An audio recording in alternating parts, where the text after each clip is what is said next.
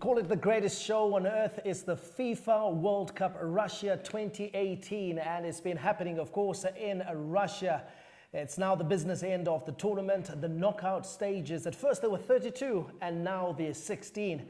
Barry and I will be picking the action apart, starting, of course, with what's transpired over the last 2 weeks. Certainly, and no doubt you've been enjoying all the action, taking it in from Russia 2018 on whatever mode of delivery that you've decided to take it on. But let me tell you something about the best way to watch it. It's on Kwese iFlix, because you get to watch the World Cup absolutely free. And better still, why don't you get Kwese Play? Kwese Play available at Zol stores nationwide, and you can enjoy the greatest show on earth. Absolutely, and of course the advantage about that, Barry, is that you actually don't have to be stuck in your living room, your lounge, or wherever your home is. You could be on the move, you could be at the office, you could be out anywhere.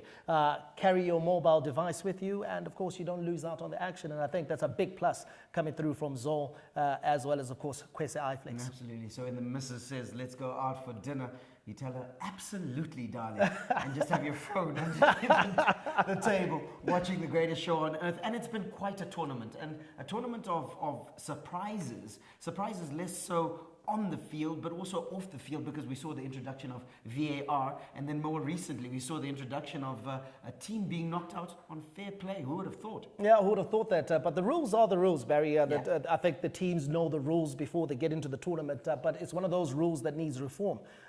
You've got a situation where Senegal goes home on the basis that they accumulated more yellow cards than Japan. But if you take a look at the farcical end of the game between Japan and Poland, where basically Japan knew what was happening across Russia in the other game being played between Senegal and Colombia. They decided to stop passing it around, and Poland also couldn't be bothered to attack. And in the end, listen, you talk about fair play. Now, that's not fair play. 100%, and that's the problem I have with it. And not just because we are Africans and it affected an Africa team. I think that's just coincidence. But in truth, it really looks. And you're talking about the highest level. And you're making a decision that is worth millions, worth pride for an entire nation, on the basis of yellow cards. To me, that sounds more high school and less greatest show on earth. Yeah, absolutely. But there's no hiding away from the fact that it's been a disappointing World Cup for African nations. Sure. You have to go back to 1982 when the World Cup was last played in Spain, which was, of course, won by Italy. That's the last time that Africa failed to have representation in the knockout phase of the FIFA World Cup. And so you take a look at the situation where they've now increased the teams from Africa from 3 to 5. And yet Africa is failing to take a step forward. Is it a case of football in Africa going backwards, or is it that the rest of the world has moved on? I think the rest of the world has moved on, and Africa has suffered from the same syndrome that you can ascribe or assign to Netherlands. The Netherlands was dominant in the 80s. They looked fantastic. They were producing players. Listen, no matter what they did, any player that came out of an academy was a fantastic footballer out of the Netherlands. And that was because they had the system right. That system didn't evolve. And we then saw the emergence of the Germanys of this world, the Spains of this world. Obviously, in South America, there was always the raw talent. Now they've mixed in a bit of a more professional and academic approach to the game that has even increased their chances of success. So we come back to Africa, and we look at Africa. When Africa had success, was it planned? Was it something that we conscientiously implemented and then saw the results of? Or was it happenstance, where we had a great generation of players and they managed to get us into the quarterfinals? We look at the Cameroon side in Italia 90. We look at the Ghanaian side in 2010. Was that planned? Was it something that we could repeat, a system that could be done over and over again? And I don't think so. Yes, in pockets, in areas. You look at the Asik Mimosas Academy, but not necessarily in a system that can be replicated across the continent. Yeah, absolutely, and that's the problem with Africa. I think we need to have, of course, sound plans as far as development in football is concerned. And it's not just investing at the top of the pyramid, but also making sure that at grassroots, African leagues are good enough to produce competitive players, because if you take a look at the teams that have been competing at the FIFA World Cup that are representing Africa, those are nations basically which are manned by players who are playing in the major leagues out in Europe. Now, how many African players can we get to be playing in the best leagues? How many can we get playing in La Liga, in Serie A, in the Bundesliga, in the English Premier League? For the top teams. Yeah, in for the those top divisions teams. as well. Not many. So what do we need? We need to bring it back home and make sure that in Zimbabwe, the league is good enough. In Egypt, the league is good enough. In Senegal, in Guinea, in Ghana, in Nigeria, the problem is those leagues are not good enough. So it means that we don't have enough homegrown players from the continent who are able to put pressure on those European-based stars to make sure that Africa is competitive at the World Cup. I hear you, and it's a fantastic argument. My question to you is money. Yeah. Where do we assign money in all of this? 'Cause But there's that's the answer there's you're money. gonna get. Barry, the FIFA World Cup is the biggest show on earth. They don't call it that for nothing. It's worth $4 billion. This year alone, it's reputed it may actually even crack the $5 billion mark. Now, that's a lot of money that's going to every nation. Yeah. Africa was given enough money to prepare. Okay. You know, just to make sure that we didn't have the instability that we've experienced tournament. in tournaments gone past. They were given money. And it's not just money for the tournament. Yeah. Nations receive stipends from FIFA on a yearly basis. For development. That money is supposed to go to development. That money is supposed to go to the grassroots. But the problem is that money is rarely invested at grassroots level. It's invested at the top of the pyramid and usually buys 4x4s, Prados, Land Cruisers, you know, the latest MLs and GLs. Well, our roads are bad, so you need the 4x4s. Buy yourself a Baki, a Chinese one for that number. Listen, invest the money where it's supposed to go. And Africa, of course, will see its football starting to develop. And I got a bit worried because the Tunisian coach was being interviewed a couple of days ago, and he says he reckons that Africa needs, at the very least, 2 generations to catch up with the top nations in the world. And of course, those top nations, Barry, now, they're the 16 that are left at the FIFA World Cup. Right. We were 32, and now it's We're down down to to 16. This is the business end. Yeah. You know, and that old adage that you can never win the World Cup in the group In the group stages, stages, rings true, because now it's man versus man, team versus team, star versus star, flag versus flag. You have to beat the man in front of you to win the World Cup. Certainly, and I'm glad you put it that way, because I think a lot of German fans will be saying, yes, you're saying the 16 best teams are remaining. Well, the fact is that Germany isn't there. And, and in truth, it's unfortunate for them, but for me... No, Barry, you can't say Germany isn't there. They're not there because they're not good enough. Exactly. That's why I'm glad you said it. They're not good enough. Simple. The 16 that are remaining are the 16 best teams in the world at the moment, and that's inclusive of Sweden as well. And for me, just looking at the lineup of those teams, in your view, who do you reckon takes it? I don't know about taking it. I think it's still too early. You know, it's still too early because having watched World Cups, you know, I think my first experience with the World Cup was 90, Italia 90. Great World Cup that had the likes of Roger Milla, you know, it had, of course, the likes of Salvatore Toto Schillaci, Diego Maradona as well, and his Argentina side, Paul Gascoigne, who can forget the opening ceremony, you know, with the Luciano Pavarotti. Yes. Bringing the entire Stadio Olimpico in Rome to tears, you know, with that stirring rendition that he did. And for me, those are the earliest memories. But since then, and even as I've done research into World Cups, World Cup tournaments in the past, nations that have won it in different ways. There are different ways to win the World Cups. Now, what am I talking about? I'm talking about Italy, for example. 1982 in Spain. Italy was hardly one of the favorites. You know, people were talking about Brazil. This was the great Brazil side with the likes of Zico and players of that ilk. Italy grew into the tournament, got better as the tournament progressed, and they found a hero in Paolo Rossi who carried on scoring as the tournament progressed. And in the end, they won the tournament. 2006 as well, Italy barely made it out of the group stages as well. Scrapped their way through the knockout stages, won it on penalties. About 2 penalty shootouts in the knockout 2 penalty stages, shootouts in the knockout stages, won the final on a penalty shootout versus a great France side that had Zinedine Zidane. But then there's the opposite end, where we've seen sides play swashbuckling football. Spain in South Africa 2010. They lost the first match, but everyone knew that Spain would bounce back. They had the greatest players. They had that core of Barcelona players, Xavi Hernandez. They had the likes, of course, of David Villa, Iker Casillas, Andres Iniesta, Gerard Piqué. Great players. All at the peak of their all powers. at the peak of their powers. So they were able to then win game after game. They entertained, and everyone saw them as favorites. They went on to win it. So right now I'm taking a look at this World Cup and I'm thinking to myself, okay, Brazil looks great, but they have weaknesses.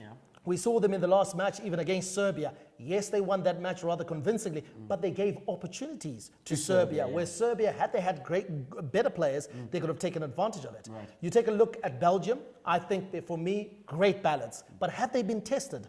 England, the same thing as well. They've had a good group stage, but have they been tested? Then you take a look at Argentina. They have struggled, barely made it through. But what Argentina has is the best footballer that I've ever watched in Leo Messi. So if he clicks, there's nothing that can stop in his way. There's nothing that can stand in his way, and no one will be able to stop him. So shake your crystal ball. You've talked about the fact that there are different ways to win the trophy. You can grind it out, get to the final, go all the way to penalties. Or you can entertain and be the best side, you know. Be the best side. You can do one or either. Yeah. With the way the tournament has gone in the group stages, with the development and the changes that have happened in the game and the rules of the game, in your view, who wins this World Cup from a style perspective? Is it going to be ground out?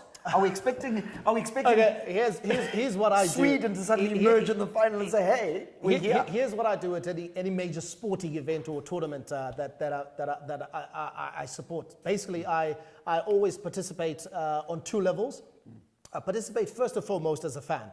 With my heart, because that way I enjoy it and I share the same experiences as anyone out there, anyone at home, anyone who's watching us. I share the same emotions, the same highs, the same lows, and that for me makes the World Cup more enjoyable. So with my heart, I support Argentina. I support Leo Messi.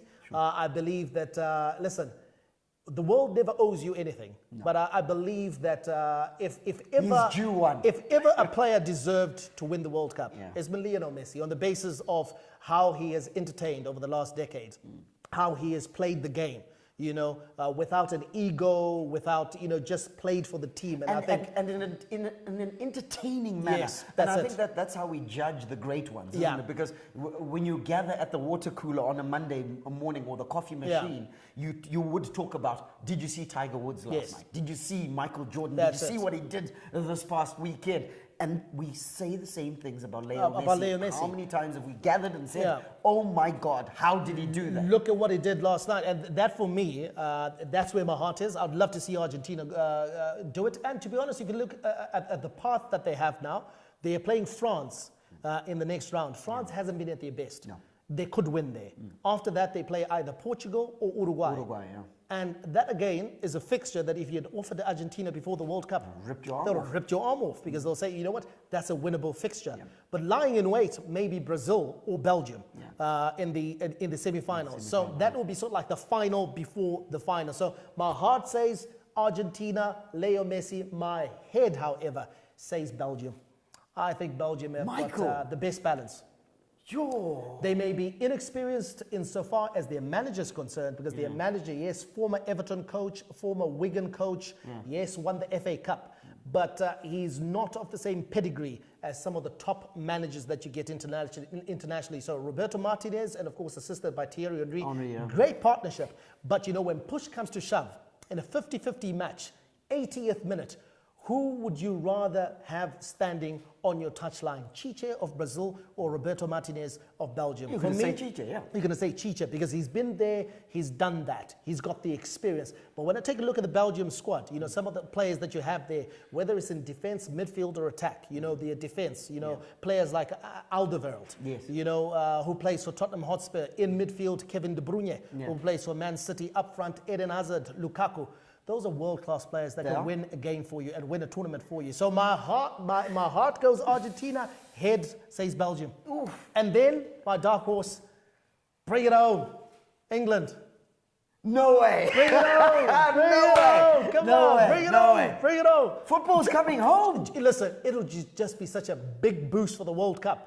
if England won it, even on a commercial basis. They're a massive federation, and everybody's got a soft spot for England. They've marketed the game. They're the progenitors of the game. They are the game. It'll be a great story. We all support a Manchester United, a Liverpool, an Arsenal, a Chelsea. We all have teams that we love or hate from the English Premiership. But Shamari, you haven't mentioned Brazil. Talk to me. Why not? Not why they could win. Why haven't you mentioned Brazil? Why? Of course, you asked me too. So I went with my heart choice and my head choice. Brazil, yes, as good a chance as any. But for me, it's that quarterfinal. That quarterfinal is Belgium versus Brazil. They can't avoid each other.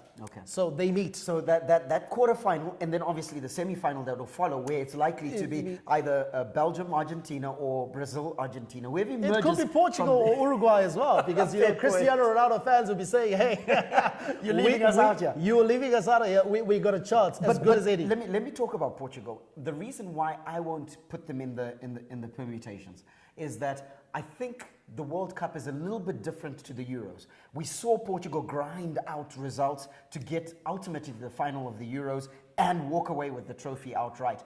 I think the World Cup disciplines and has a distillation. I'd love to have a look at the comments. Carry on at the comments.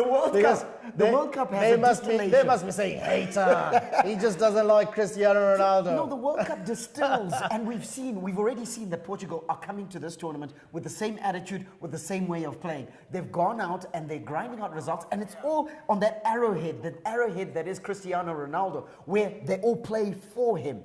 And I feel that won't be able to get them right through the tournament. They're going to go deep. They have a good chance of going deep. In other words, going past the round of 16, going into the quarterfinals. But I suspect that at the quarterfinals, where you've got to be the best of the best, you've got to beat the best, I think Portugal may come short. Okay, guys, we're giving away a great prize for you. All you need to do, of course, is just send us your thoughts, your views on what's transpiring out in Russia. It's the FIFA World Cup, the greatest show on earth. 2018, Germany, the defending champions, are out. Now, we want to hear your thoughts, your opportunity for you to have your say, your way, courtesy of Zoe. Just send us your thoughts, of course. Just comment below the link here, and then we're going to choose at random probably the best comment, and we're going to be giving you what are we giving away again? The Kwese Playbox. The Kwese Playbox, yes. You know, and that's a great way, of course, for you to enjoy the FIFA World Cup. Now, if you miss out on that prize, remember you can always nip over to any Zoe shop or Econet shop countrywide, and you'll be able to get one for as little as $110. And remember, for a monthly subscription of just $33, you can stay in the action. Not just the footy, plenty of great entertainment as well. Lots of great entertainment, because you get the full bouquet of Kwese TV channels, and you also get Netflix on top of that. So you can watch your Netflix on there. You've also got your NBA TV and all sorts, and other apps that you can even get onto your Kwese Playbox, and you can stream all of that entertainment in high definition, especially if you've got a Zoll connection. Well, I told you, Barry, that you know, you're going to be labeled a hater. So it's hey, it's greetings to you, Munya Tamangani. Nice to know that you're watching us, and of course, getting us loud and clear. And you say haters, yes, you guys just love Messi. Naya Spector says that it's going to be a Portugal-Belgium final. Wow. You know, that means Portugal is going to have to get past Uruguay. Luis Suarez and Edinson Cavani. Yeah. How do you see that game playing out? Because you have a Portugal side who are, listen, a lot of people forget this. Yeah. And I don't think they get enough credit for this. Portugal are the defending European champions. Agreed. They are the reigning European champions. Agreed. Ahead of Germany, who have been knocked out. Yep. Ahead of Spain, former world champions. Ahead of England. Ahead of France. Yeah. Ahead of all those nations. Portugal are the defending champions. And so they also have Cristiano Ronaldo, the reigning world footballer of the year. Now, here's the Portugal system, Barry. They, I think, are limited in a number of ways as a squad. Yeah. When you compare them man to man with other squads, we've got better squads. But what they have is they've developed a system that allows them to get the best and the most out of Cristiano Ronaldo. It's true. So their system is geared towards trying to get Cristiano Ronaldo on the end of chances, because they know that, listen, you create 3 or 4 chances for Cristiano Ronaldo, he gets one or two goals for you, and that puts you well on the road to winning matches. But they're up against an Uruguay side which hasn't conceded a single goal in the entire tournament. For sure. They looked sluggish in their first 2 matches, but then they improved in their last game. Yeah. And we saw Edinson Cavani, Luis Suarez link up very well. How does that play out? Because Uruguay doesn't give you a chance. Cristiano Ronaldo knows how to take a chance. He knows how to take a chance, but I'm a firm believer in balance. And I look at the defense of Portugal. Let's start with the defenses. You look at the defense of Portugal, it's going to give you a chance. Can those 2 fantastic world-class attackers take advantage of that chance that they're going to get? I think so. Your Suarez, it is Cavani, they're going to take the chance. You look at the Uruguay defense, their back four. They're unlikely to give you a chance. And they are well able to shackle Cristiano sometimes Ronaldo. it's not about chances, because it's about the ability of star players to create chances. Convert you a make half your own chance luck. into a- you make Not your even own half luck, a that's chance. true, We've seen Cristiano Ronaldo literally pluck a goal out of thin air. When a chance hasn't even looked like it's on, he creates something out of nothing. Can he come to the party? We saw him the last game versus Iran, out of all teams, to be honest. He was strangely subdued. He even had a penalty saved. So that was hardly his best game. Can he turn it around? Does he have it up there to turn it around for what is probably the biggest match this year? No denying he's a world-class player, reigning World Footballer of the Year. He certainly can. What he needs behind him, though, is the chances to be, at least the ball to come to his feet. Now, we've noticed throughout, even in the Euros and in the matches we've watched in this World Cup, shackle Cristiano Ronaldo, you shackle Portugal. No doubt, if you and I have seen it, other coaches have seen it at the World Cup. Chances are there's going to be a plan for Cristiano Ronaldo. Easier said than done, because he is a guy who's already scored 4 goals this tournament. Spain went in with that mentality, saying, okay, you know what, we shackle Cristiano Ronaldo and the game is done. But what happened? He responded with a hat-trick, including that fantastic last-minute equalizer, that free kick. So he's capable, Barry, like I said, of scoring goals out of nothing. And for me, this one here is too close to call. Because if Cristiano Ronaldo comes to the party, Portugal may well get over the line. However, Uruguay look like they've got more arrows in the quiver. You know, they've got a great defensive side, and also they've got 2 great strikers who are able to go perhaps. Listen, they may not be the quality of Cristiano Ronaldo, but Luis Suarez and Cavani are not far behind Cristiano Ronaldo. So if they click, that means that Uruguay hold all the aces in this game. I want to go back to that message that you read about a Portugal-Belgium final. Portugal-Belgium final. Portugal-Belgium final, they're both from the UEFA Confederation. With the quality that's now in the UEFA Confederation, and the numbers they've got, I think they said what, is it 12 teams? Or 12 teams to the World Cup. Those numbers, surely by law of averages, they've got a bit of an advantage. Statistically, no matter how poor Europe plays, they are guaranteed a team in the semi-finals. Just by way of statistics, just because of the way the numbers are at the World Cup. Are you okay with that? They've got the biggest representation. I think so, because they've proven themselves, Barry. You take a look at the nations that are left right now at the World Cup. You know, you've got Europe with the highest representation.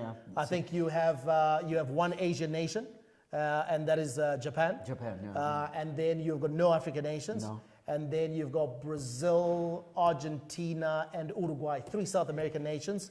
So you've got at least half of the 16 are European nations. But is that also not a function of the fact that they've just got the sheer numbers? No. Africa has got 5 nations. Okay, if Africa was having 1, at least I would understand. The only nation for me, qualitatively, that can have an argument is South America. Because South America has got great footballing nations. And for me, it's a travesty that South America only have 4 guaranteed qualifiers, and then 1 has to go via the playoff. That for me is a bit of a travesty. So we miss out on a Chile, for instance. You miss out on a Chile. You know, the likes of Alexis Sanchez, Arturo Vidal. Those are great players that we should have been seeing at the World Cup. At the World Cup, at the biggest show on earth. Now, you know what? As we, of course, wind up the discussion, Barry, you take a look at the nations that we have talked about. Who are the dark horses for you at this tournament? You know, which is the nation that could come out of left field and totally surprise? Because as it stands, if you take a look at the group stages, I think Croatia has definitely impressed many. 9 points, 3 out of 3, and they have great players. Luka Modric, Kovacic, balanced team. Ivan Rakitic, Mandzukic. You know, even, heaven forbid, Dejan Lovren from Liverpool Lovren, exactly. looks a different player when He he's does. playing for his national He team. does, he So, does. which other nation? Okay, Croatia should be one. Is Croatia. there any other nation that you think, do you know what? apart from them? When you talk about dark horses, the two teams you actually mentioned as possible outright winners, for me, feature in the list of 3 dark horses. The first one you've already mentioned, which is Croatia. Another dark horse for me would have been England. England, I believe that, and even the English press, the English media that goes to every competition thinking we're going to win it. Football's coming home, as they say. They have been subdued in their prospects in this World Cup. They've talked about the fact that England are a quarterfinal team at best. But for me, just looking at what England potentially could achieve with this young squad that they've assembled, with the young manager that they've got, Gareth Southgate, who seems to have given his players... Colombia is up next. That won't be easy. That's not a gimme. It won't be easy. Because if Colombia play half as well as they did in the last World Cup and the creativity that they have, that could What's the cause news on James? James may not be fit, but I think they play the last match. Right. Off the stage. So there's a full week in which I'm sure, listen, the physiotherapist is going to be getting in there, you know, working him until he's possibly ready. So I think that's an advantage for them. Because so he's got a full week of recovery, or at least to try and recover. If they can have Cuadrado, James Rodriguez and Quintero available for that match, my goodness, what a humdinger of a match we've got on our hands. And it's going to be now down to England's mental strength. But I would still put them down as dark horses. They can go all the way. And another dark horse for me was going to be Belgium. Belgium on the basis... You can't say Belgium are a dark horse. I'm calling them a dark horse. They can't be. And here's why. How do they become a dark horse when this is a nation that over the last 5 years has been ranked in the top 5 in the world? Sure. That has got the best players from the world. Yeah. And everyone knows what they're capable of. Surely they've gone past the stage where we say Belgium is a dark horse and we start saying Belgium is a should win it. Contender. Should win it. I had put them under dark horse on the basis that they haven't necessarily won anything. They haven't really gone deep in competitions, albeit that they've been... Oh, Germany won it all. They're on their way home, or they should be home by now. Fair point, exactly. They should have arrived already. But I would have put them on that list of dark horses. I would even put... if they can fire and if they can play like you've just mentioned, like they did in the games that we saw with those 3 firing. Shucks, there's nothing that says Colombia couldn't go all the way. Ooh, Barry Menandi. Well, okay, let's just take a look at some of the messages here that are coming in. Farai Zizi, good afternoon to you.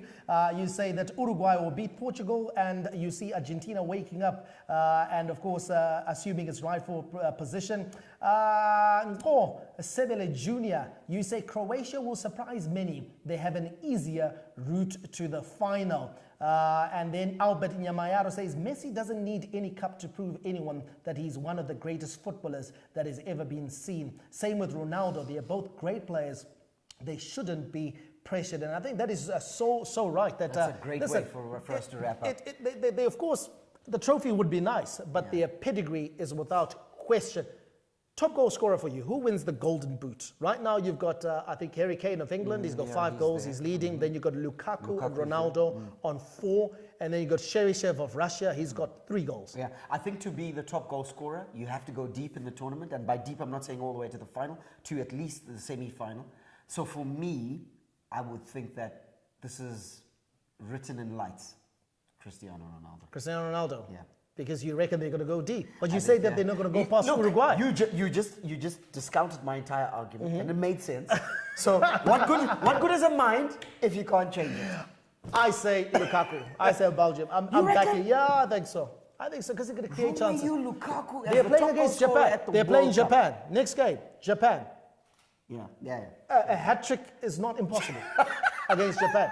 Let's be honest. But anyway, we did promise a giveaway. We did. A giveaway. So we got to pick a winner here, and just scrolling through at random. And I like this comment. It's from Shalom Doa. It says, these guys are just good sports orators. That's our winner. Oh, that's our winner. Bang! We'll be getting in touch with you. We've got a set-top box coming your way. And of course, you'll be able to enjoy the FIFA World Cup Russia 2018 courtesy of Zol Zimbabwe. Yeah, certainly. And thank you so much for watching this live broadcast. No doubt we'll try and bring more of this for you before the tournament is over. Enjoy the World Cup. Enjoy it on Kwese TV. And better still, enjoy it on Kwese Play with your Zol Fibronics link. If you aren't on a part of Team Zol, you can be a part of Team Zol for as little as $29. That's us done, isn't it? Yeah, that's us done. So it's a wrap. Enjoy the action. May God richly bless you. That's my story, and I'm sticking to it. Manande, out.